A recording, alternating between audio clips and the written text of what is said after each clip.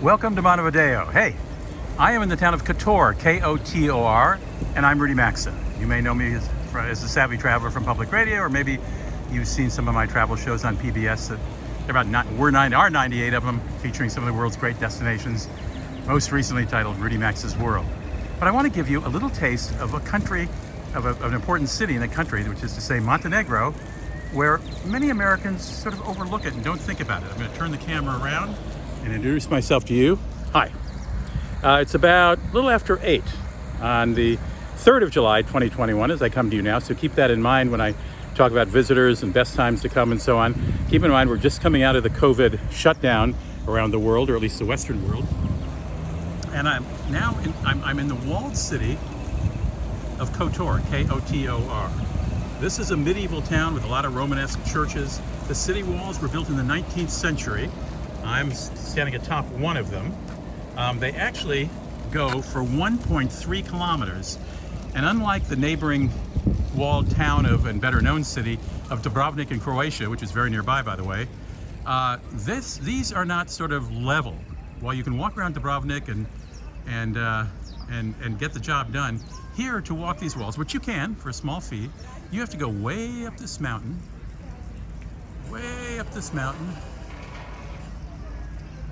and you may be able to see when I get to this white building, if you look over the top, you may see a church up there, and you can probably see the wall going to the left and right of the church if you look very carefully. Even up higher, if you continue up to the right and go uphill, there's a fort with a flag up there.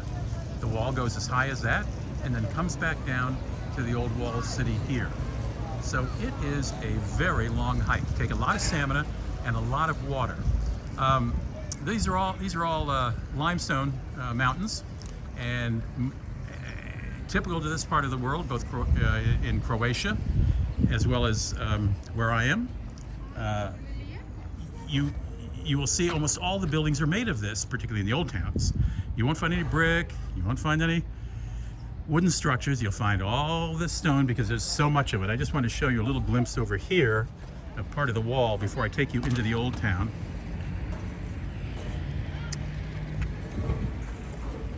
There you go. So you can see some of the wall here along this. I don't know if this counts as a moat or not because it goes right out to the Adriatic.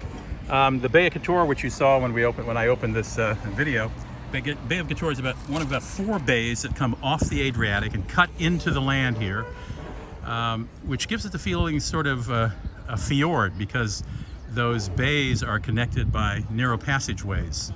So if you're from Norway, you may feel right at home with the fjords. The city is walled in, the old city. There's a new town around it, of course. Only about 900 residents live here. That's because, like in Dubrovnik, the locals have found out that they can rent their old stone houses to tourists and make more money and live outside the city and perhaps have a more modern home. But Montenegro is justly proud of Kotor, and it's a great place to visit.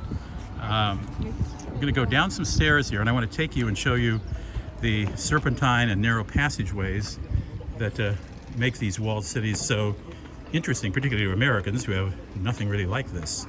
In fact, the narrow alleyways remind me of Venice a lot, without, of course, the canals, but they're narrow, they're windy, and it's easy to get lost in them, but you're never far away because it's not that big a city. You're never far away from some of the main plazas, and you can get oriented. I'm coming off the ramparts of the front wall, not far from the front entrance, and we'll go downstairs. Montenegro is a very modern country. It came into being when Yugoslavia broke up into places like Serbia and Montenegro. I'll tell you a little bit of history about Montenegro in just a moment. But Bosnia-Herzegovina was born, Serbia, and Montenegro. Montenegro became independent from Serbia only in 2006, so it's a very young country. It became a member of NATO in 2017, so it's very new to the Western Alliance. The Russian government was not happy when it aligned with NATO, but there you go. Let me take you down here into the... I will tell you there aren't many tourists here because primarily because there are no cruise ships. Like Dubrovnik, this town is a favorite for cruise ships to call on during the day, And when those cruise ships disgorge 2,000 to 4,000 people, it gets very crowded here. So you can see this is one of the main sort of boulevards here. It's just off the main gate. I mentioned there are, or maybe I didn't mention, there aren't many hotels. There are only about 7 in town. This one looks like a very nice one. It's 4 stars, called the Boutique Hotel Kotor. It has 4 stars out of 5. And it looks very nice. This is their outdoor dining area. People are eating a little early dinner here at 8. But let me take you down one of the alleyways here. Just walk with me. There are no cars allowed in this city, much like Venice, and exactly like Dubrovnik. It is a walking town, and it is very pleasant for walking. You know, there's the usual amount of tchotchke shops, but there's also the jewelry and the men's clothing, and of course local foods. Fish is very, very big on the menu here. There's so many great fresh fish in this city that if you're a fish lover, Montenegro and its villages have your name on it. So we're walking. You can see the alleyway here is very, very narrow, and then there are other ones that cut off to the side. And there are residents here, as I say. There are also a lot of Airbnbs. As I said, that's why a lot of folks have moved out of here. But the nice thing about walking these streets is that you never know what you're going to find when you turn a corner. Small park with a large tree. Not a lot of trees in these walled cities, as you can imagine, but you find them occasionally. In the 14th and 15th century, this city was a big seafaring city. They built ships here, and obviously ships called here to the port. Remember, this is these city walls are 9th century walls. Did I say 6th century earlier? If so, let me correct it. These are 9th century walls built in the 19th century. The city walls. The city grew up inside over the years. And the city walls, for that, we can thank the Venetians. This city has been under the control of a whole wide range of, that's an annoying, the guy's got a new horn, I think. This city has been under the control of it's an amazing history. But the Romans controlled it, the Greeks controlled it, the Venetians controlled it, the Italians during World War II controlled it. Yugoslavia controlled it before it became independent. By the way, that church I showed you up in the mountain and that fort, or up the hill in the fort, to get up there it'll take you about 1,390 steps. Don't know if I mentioned that either. The church is called it's a 15th century church called Our Lady of Health, because it was said to be able to, if you went to church there, you could be cured of the plague that was around at various times. So now we're coming into sort of a town square here. And here's a church to my left here that looks old because we're American and we don't have a lot of old things. Let me show you. Here it is here. I'll back up so you can get a full shot of it. This church was actually opened in 1909, which in terms of Kotor years is like yesterday. 1909 is, just happened yesterday. And just around the square, we have this church, a much smaller one. It opened in 1195. That would be the 12th century. So we have 1909 behind me now. We have 1195 here. Imagine that. It's like older than I am, my God. Step inside for just a minute. I did go in earlier. It's a very small church. And it is still an active church. I'm going to check it with this guy. There's a man here who knows everything, who I talked to earlier. I'm going to ask him to tell me again. So hi. Yeah, hello. Yeah. This is still an active church, isn't it? Yeah, still active church. Still how in many people service. can fit? This is very small. I don't know, let's say about 50, yeah? About 50, this is a small room. About, because it's... Right. And is this original, any of this here? This iconostasis, these icons, you see, they are from 16th to 18th century. This, you see silver icon lamps. Yes. They are handmade by very skilled craftsmen from here, from Kotor, from 18th century also.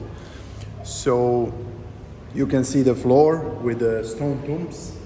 Ah, yes. Yes, because in 17th century, during the siege, people could not get out from the town, so they buried people here. And who was according to some datas, there is around 3,000 people buried here. Buried in this under this small church. Yes. And who was besieging the city then? In the Who was the enemy? Who was holding the city? it was Venice Republic. Uh-huh. Venice Republic. But they did build the walls, didn't they? Yeah. They did. So they did something for us. Yeah, something. Yeah, that's right. That's right. 3,000 people. Around 3,000 people. Well, see, I only find maybe 15 or 20 Yeah. stones here, and I thought maybe these were just the really important people who were buried here. But you were saying Could be. well, but we are 3,000 not people sure. is Yeah, a significant amount of people. Yeah. Yeah. They had to do it like that because they Couldn't get they outside. had no. Yeah. Right. What is your name? My name is Milan. Milan. Yes. Thank you very much. You are welcome. This is You're for welcome. a YouTube video in the United States and on Facebook as well. Yeah. And I'm a travel glad. journalist. I'm just walking around, and I'm so glad to find someone who's helpful. I'm By the glad. way, I'm as glad. you noticed from Milan, English is widely spoken here. There's every reason to visit Montenegro. And I told you what the other languages were. Let me tick them off again. There actually is a language called Montenegrin, isn't there? It's Serbian. In fact, it's Serbian. It's really Serbian. But everybody yeah. understands. Croatians who come here understand. and Yeah, vice versa. Croatians have. It's similar. Croatian is Yeah. similar, but not the same. There is some. But you can differences. understand. Yeah, of the course, two-piece, of right? course. Or all ex-Yugoslavia, we understand Right. each other. There is exceptions in Macedonian and Slovenian language. Would you like We- to explain the breakup of Yugoslavia to our audience? I'm kidding. That's a question for politicians, And it's a not for long me. story, not isn't for it? a long story. Long. Thank you very much, Milan. You are welcome. You are welcome. So here Enjoy it your stay. is. Here it is. 11.95, right? Yeah, right. 11.95. Try to imagine that. Thank you, Milan. You are welcome. Take care. There actually is a language called Montenegrin, though I've never heard anybody saying, "Hey, I'm trying to learn Montenegrin today." But Albanian, Serbian, Croatian, Bosnian, that's all pretty well understood here, as is English. There are a lot of Russians here. It's a favorite country for Russians. It's an easy country to get into for everybody. As an American, all you need is a passport and proof of a vaccination. That's all you need. You don't have to take a test to come in. You don't have to take the test to go out unless you're flying home. There are no U.S. airlines that serve Montenegro at least not the local airport here, which is in the town about 20 minutes away called Tivat, a 20-minute drive away where I'm staying. Because I say there's not much hotel space here, so I'm staying in a very nice hotel in Tivat on the Montenegro harbor. It's called Porto Montenegro, and it is very chic. There's every shop you've ever seen in a Heathrow or a De Gaulle airport, every designer name. Huge yachts, and I have a suspicion many of them are owned by Russian oligarchs because they are so enormous. They have helicopters, they've got anti-aircraft equipment. I don't know, I'm exaggerating, but they are big. So put Montenegro on your list because it is a fabulous place to visit. The people are lovely. They're happy to see Americans.